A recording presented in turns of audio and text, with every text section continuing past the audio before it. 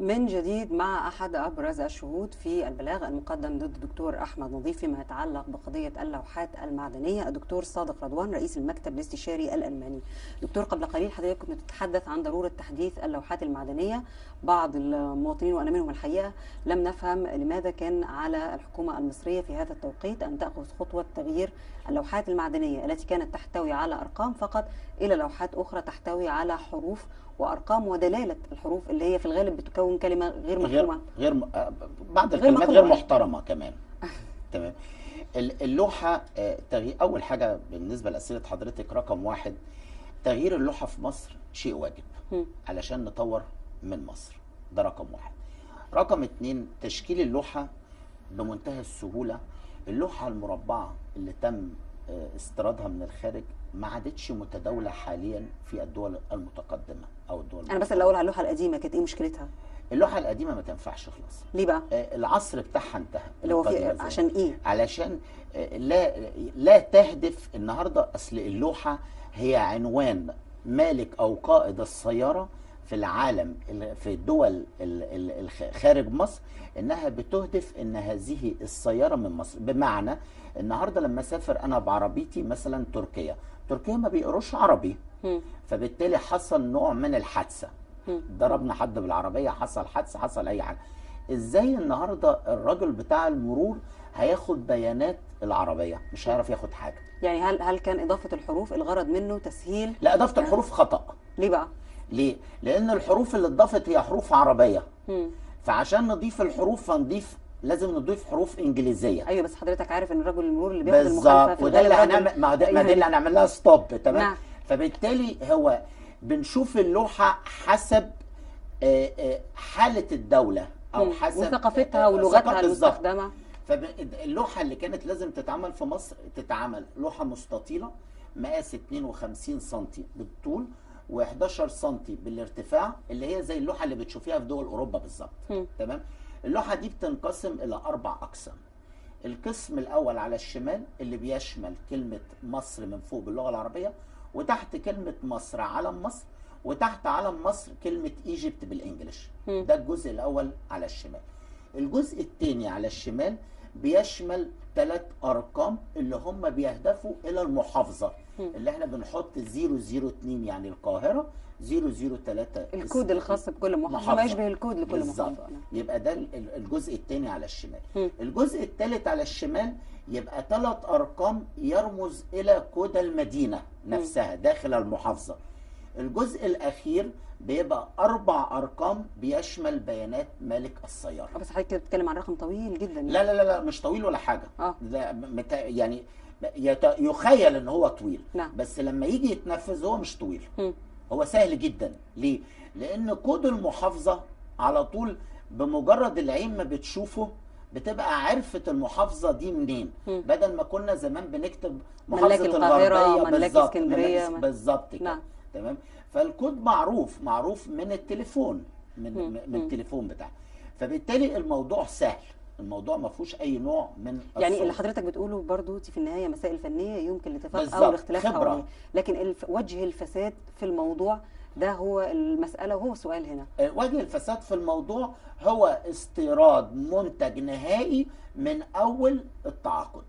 حضرتك كنت شاهد في البلاغ، يعني تم اللجوء اليك من قبل النيابه، ومش حضرتك اللي توجهت للنيابه؟ لا، نيابه الاموال العامه اللي استدعتني وطلبتني، وانا طبعا بصفتي ان انا مواطن مصري وفي خدمه بلدي، فانا نزلت فورا وتوجهت وجبت لهم كل المستندات اللازمه من الشركات المنافسه في المانيا اللي تفيد صناعه، اللي بتفيد نفس اللوحه بنفس مواصفاتها. لان حتى النمره اللي معموله في مصر هي السكنس بتاعها 1 مللي، وده بيعتبر برضو غير مطابق للستاندر العالمي، لان اقل السكنس لازم يبقى 2 مللي في الالومنيوم. يعني هو الحقيقه ان الناس كتيره كان لديها شعور، حتى لو يعني سواء كان في فهم او عدم فهم لضروره تغيير اللوحات المعدنيه، لكن كان في شعور المساله هي مساله جبايه وخلاص، جمع اموال. يعني كان نقدر نقول ان الدكتور يوسف بطرس غالي كان ديكتاتوريه في اتخاذ القرار.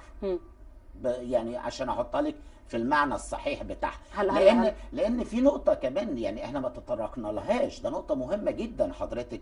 النهارده لما اجي لو حتى افترضت ان انا هجيب منتج نهائي، ماشي اوكي مفيش مشكله، طب فين الممارسه؟ السؤال اللي بيطرح نفسه الممارسه هنا اللي هي العمليه زي المزايده او زي المناقصه. المناقصه فين المناقصه؟ النهارده كام شركه في العالم بتنتج لوحات؟ هل الدكتور احمد نظيف ما قاله في دفاعه انه يعني نقل اليه انه لا توجد شركه اخرى منتجه لهذا الموضوع؟ هل في حاله وجود شركه واحده او ان تكون شركه هي الافضل هذا يبرر من الناحيه القانونيه عدم الاعلان عن هو ممكن يكون الدكتور احمد نظيف اتضحك عليه. نعم، لكن هل اذا كان هذا الكلام اللي نقل اليه حقيقي ان هذه الشركه هي الافضل من الناحيه القانونيه، يبقى حسب الدكتور يوسف بطرس الاجراء المتبع هو عدم اجراء مناقصات والاسناد بالامر المباشر؟ لا، كدوله خطا. امال يكون ايه؟ لازم مناقصه. يعني حتى لو المعلومه اللي نقلت اليه كانت دقيقه هذا لا يبرر. رئيس الوزراء نعم. اي رئيس وزراء في اي دوله عنده المستشارين. معلش عشان نتكلم، بس احنا بنتكلم على على نطاق دوله، ما بنتكلمش على نطاق شركه او مؤسسه صحيح. فرديه. احنا بنتكلم على نطاق دوله. انا النهارده لو في منصب رئيس الوزراء مثلا يعني، يبقى عندي المستشارين، يبقى النهارده ما فيش اي وزير يجي يضحك عليا.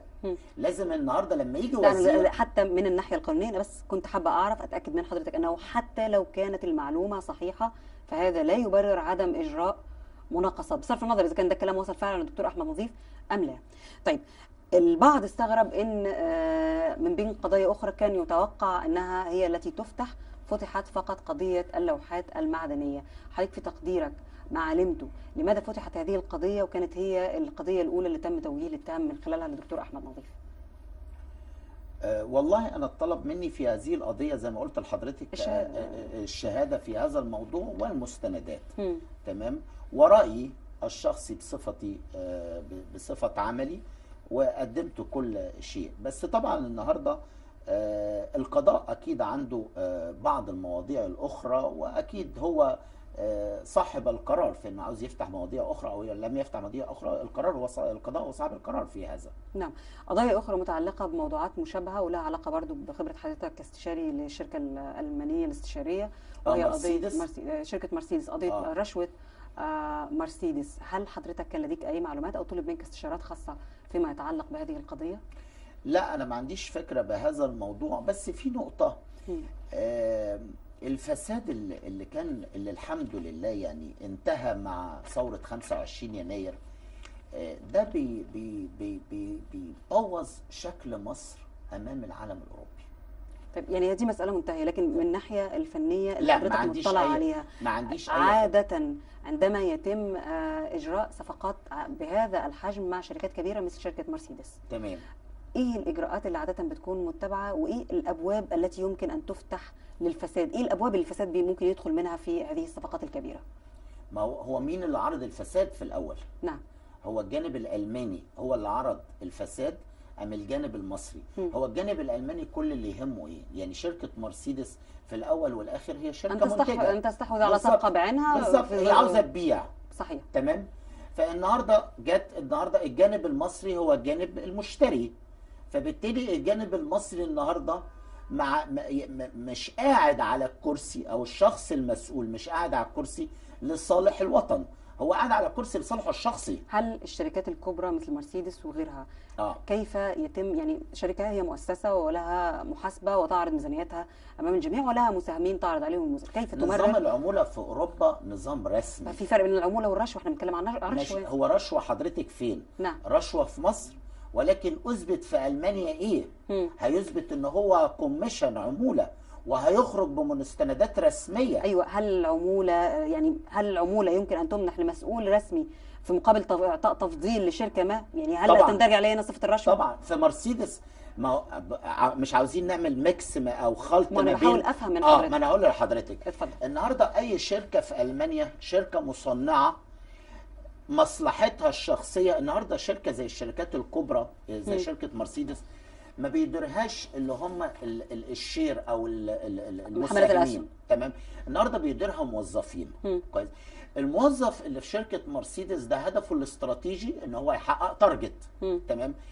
في الدول الاوروبيه في ده قانون رسمي لان الضرايب هي اللي بتيجي بعد كده تشرف على الشركات دي، تقول لهم الفلوس دي راحت فين. تمام.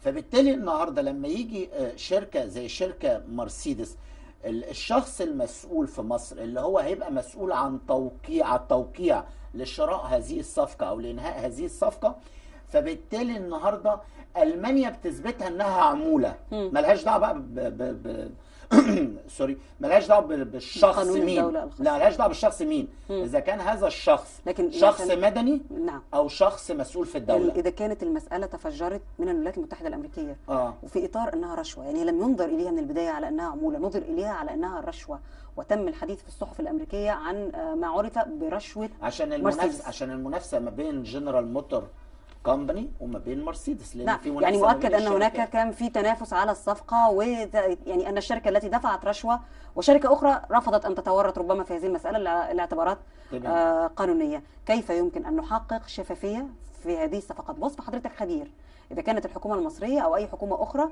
بتجري صفقات من هذا النوع، كيف يمكن تحقيق الشفافيه فيما يتعلق باجراءاتها؟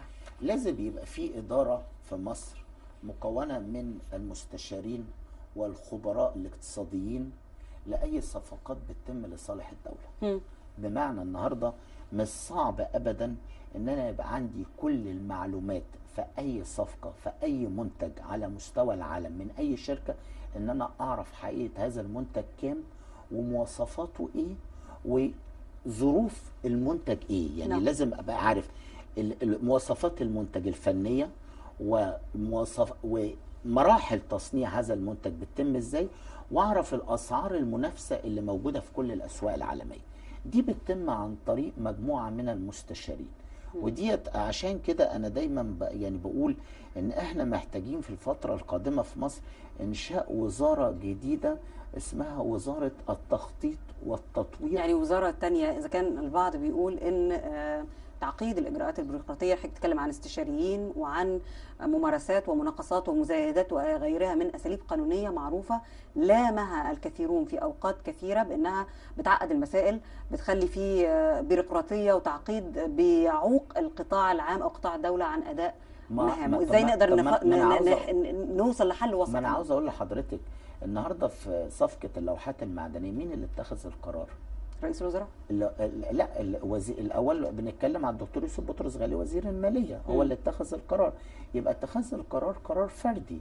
انما النهارده لو انا عندي الادارات ديت شغلها الشاغل ملهاش دعوه، منفصله تماما عن الوزارات الخدميه، فبالتالي الادارات ديت شغلها الشاغل انها بتقوم بعمليه البحث والتحضير واحضار كل البيانات والمواصفات لاي صفقه تتم للدوله. جميل جدا. انا بسال حضرتك باعتبارك استشاري في شركه هي شركه خاصه، شركه استثماريه، كيف يمكن تحقيق الاثنين، السرعه والكفاءه المفترضه في قطاع خاص وقطاع استثماري، وفي نفس الوقت الشفافيه والنزاهه المتعلقه باداره اموال الدوله؟ ازاي نقدر نوفق بين الاثنين في رايك؟ اختيار العنصر الصح اللي يعرف ربنا ان هو يقعد في هذا المكان، ان ما يبقاش صاحب قرار مباشر. العنصر اللي يقعد في الكرسي دوت سواء مهما كان المنصب الوظيفي ليه او البوزيشن الوظيفي ليه، يبقى غير صاحب قرار. ان يبقى في ادارات متخصصه نرجع لها في اتخاذ القرار. لازم يبقى في نركب عناصر على الاخرى. بمعنى ايه حضرتك؟ النهارده لما نيجي نتخذ قرار في صفقه زي صفقه شركه مرسيدس، وفي شركه من امريكا كانت منافسه وشركه من المانيا اخرى منافسه، لازم تبان الامور بوضوح. الموضوع مش صعب. يعني ايه الصعوبه النهارده ان انا اقدر اجيب كل مواصفات الموضوع قدامي او ملابسات الموضوع؟ طب ايه الفرق هنا؟ ازاي نقدر نحكم عن الفرق بين الفساد وسوء التقدير اللي هو ممكن يحصل من اي حد مهما خلصت نواه او كانت كفاءته؟ ده القضاء اللي هيحكم فيها. يعني القضاء النهارده بيبقى قدامه المستندات اللازمه وقدامه البيانات وشايف الموضوع، والنهارده القضاء يقدر يستعين بجهات خاصه تقدر تبين له كل احنا بنحاول نستعين بخبره حضرتك وبنسال ازاي يمكن للمسؤول ان يشعر، يعني بفرض ان النوايا خالصه وان احنا بنحاول ان احنا نصل الى حاله ما فيش فيها فساد، ازاي المسؤول يشعر انه صاحب قرار غير مكبل اليدين وفي نفس الوقت يكون عليه رقابه حتى لا يفسد في اي مرحله من المراحل؟ يكون صاحب خبره. مم. يعني قبل ما يقعد على الكرسي يكون صاحب خبرة في هذا الكرسي. مم.